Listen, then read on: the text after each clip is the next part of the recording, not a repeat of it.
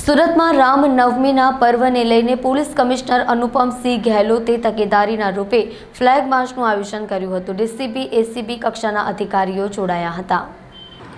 રામનવમી નિમિત્તે સુરત રેલવે સ્ટેશનથી રાજમાર્ગ થઈને નાવડીઓવાળા સુધી નીકળનાર શોભાયાત્રાના પગલે નવનિયુક્ત પોલીસ કમિશનર અનુપમ ગહેલોતે તમામ રૂટની મુલાકાત લઈ વ્યવસ્થાની સમીક્ષા કરી હતી। ઉપરાંત આજે ફ્લેગ માર્ચમાં જાતે હાજર રહ્યા હતા અને સમગ્ર રૂટ ઉપર SOG, PCB, DCB, eco cell, cyber crime તેમજ મહિલા સેલ દ્વારા અલગ અલગ ટીમો બનાવી ડીપ પોઈન્ટ સુધી સઘન પેટ્રોલિંગ તેમજ બંદોબસ્તનું રિહર્સલ કરવામાં આવ્યું છે। પોલીસ દ્વારા ફ્લેગ માર્ચ યોજવામાં આવી હતી અને પોલીસ વિભાગની અલગ અલગ એજન્સીઓ તેમજ બીએસએફની બટાલિયન દ્વારા પાદરામાં ફ્લેગ માર્ચ યોજવામાં આવી હતી। સુરતમાં રામનવમી નિમિત્તે ભવ્ય શોભાયાત્રાનું પણ આયોજન હિન્દુ સંગઠનો દ્વારા કરવામાં આવ્યું છે, જેના ભાગરૂપે સમગ્ર સુરત શહેરમાં જળ 2 લાખ પોલીસ બંદોબસ્ત ગોઠવી દેવાયો છે। સાથે મંગળવારે પોલીસ કમિશનર દ્વારા ફ્લેગ માર્ચનું આયોજન કરવામાં આવ્યું હતું।